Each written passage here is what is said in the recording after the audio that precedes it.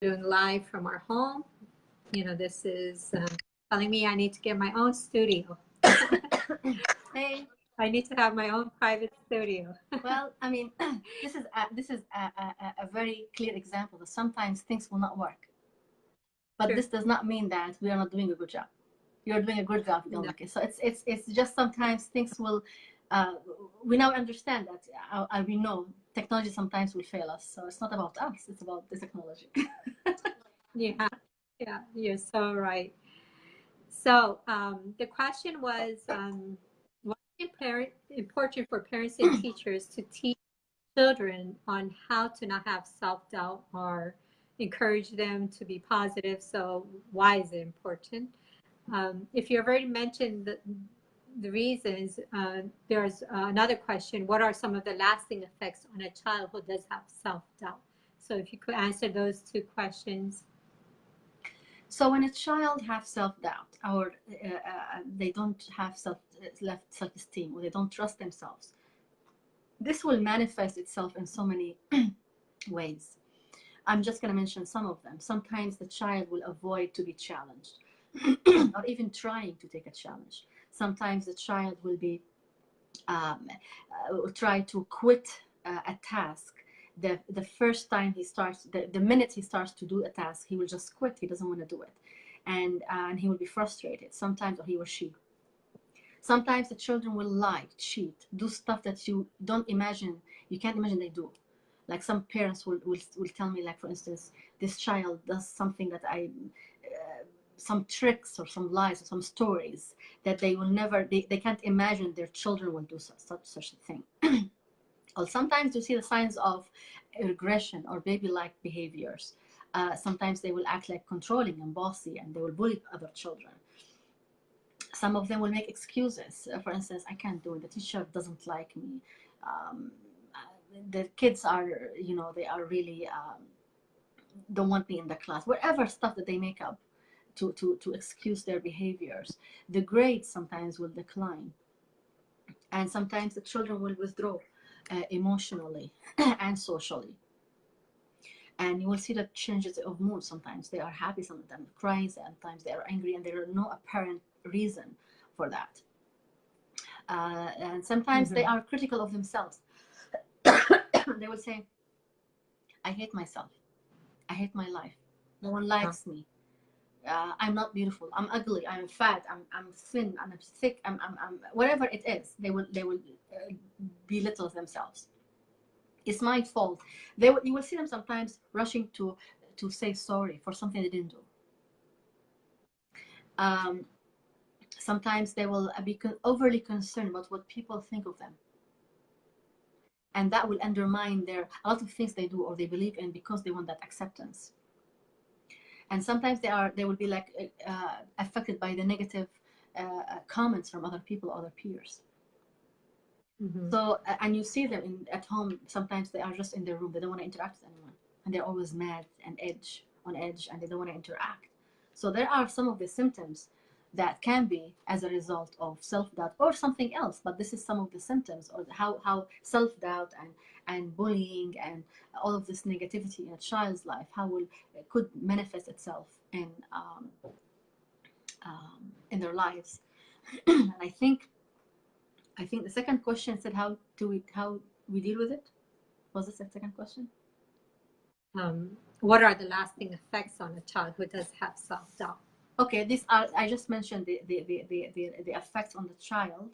And it's important not to, I think that first question, why it's important. It's important to talk to children about self-esteem and actually walk them through activities and talk with them about how self-esteem looks like and behaviors. What can they do to help themselves to have more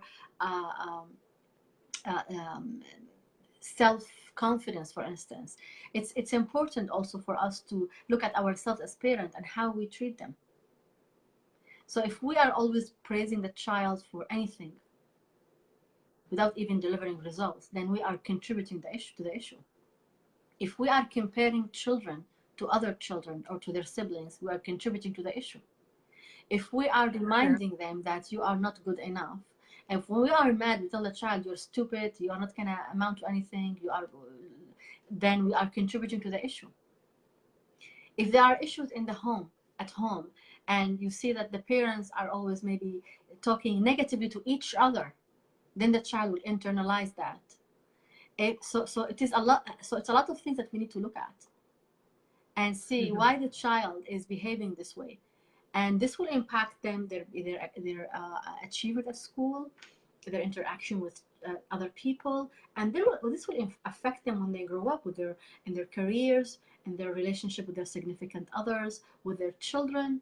So there are some lasting effects on what we do and how the child is being raised and what is their image of themselves, their belief system. Wow. Well, it has a great impact on them. That all these problems happen in school is because one of the reasons could be of this reason that they have self-doubt. So it might be the school, it might be the bullying, but also we want to look at the school, at home, actually. Because as you mentioned earlier, you said sometimes when the child exhibits some symptoms and when you go and talk to the parent, then you understand. That tells. So there is some kind of correlation between what's happening at home and what's the child is actually exhibiting and experiencing at school. True. You're very right on that.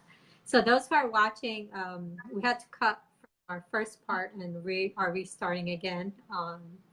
We'll call this the second part on imposter syndrome and self-doubt. We have Rabab Elmo who's speaking about this topic. She's a psychologist and she's helping us to understand and overcome self-doubt.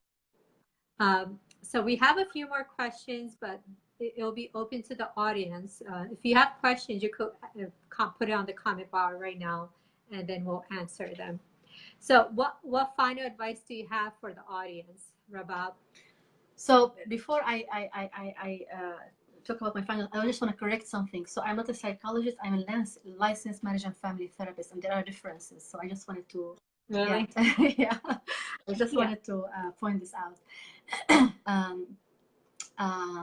So final thoughts. I think parenting and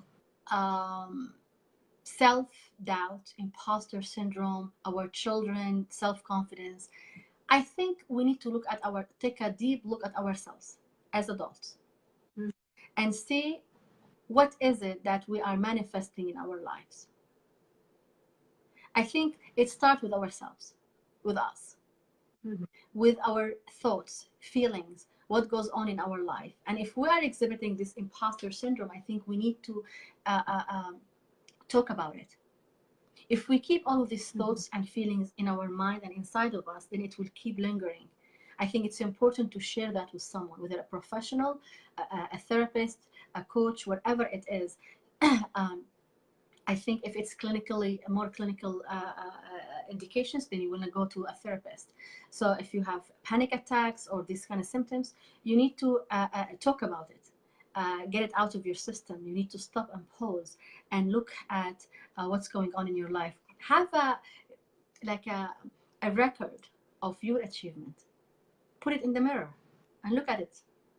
See how did you pass by, or have you overcome this obstacle, how you become a therapist, how you became a dentist, a director, a student, whatever it is, a parent, an author, a painter, whatever it is we're doing, put it down.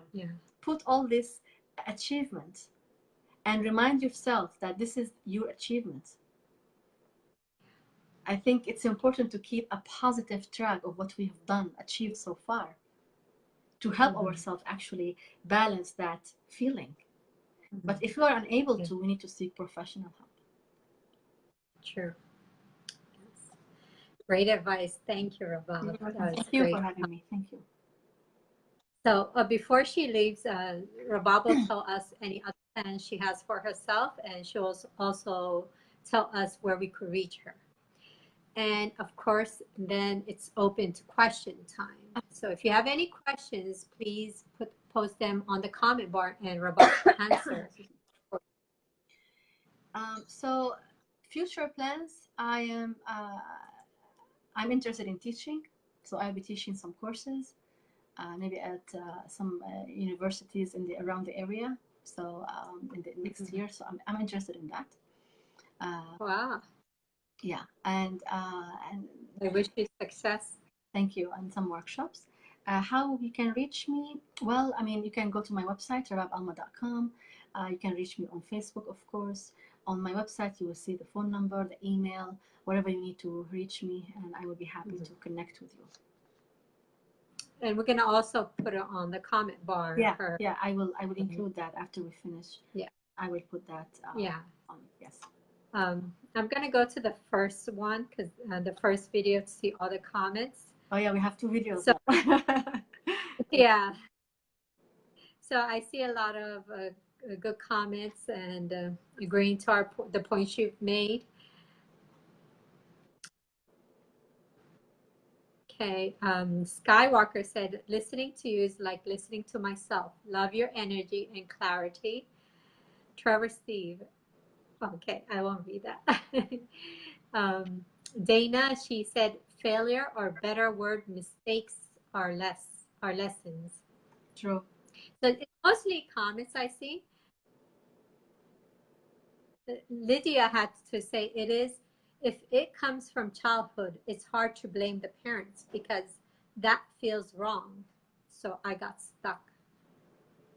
Oh, so we don't want to blame the parent. Actually, our parents did their best to the best of their abilities. It's not about blaming anyone. It's about understanding what this belief system is coming from and then dealing with it and come to terms with it. So if we're going to blame someone else, then we are actually relinquishing the responsibility of ourselves. We need to take accountability and responsibility of our own actions and feelings and not actually blaming someone else. Sure. She also says, how about when someone hurts us terribly and we don't get any support or love? That causes terrible feelings. Yeah, that happens. And I think in this case, people need to go to therapy and they need to really come to terms with whatever happens in their lives or happened in their lives.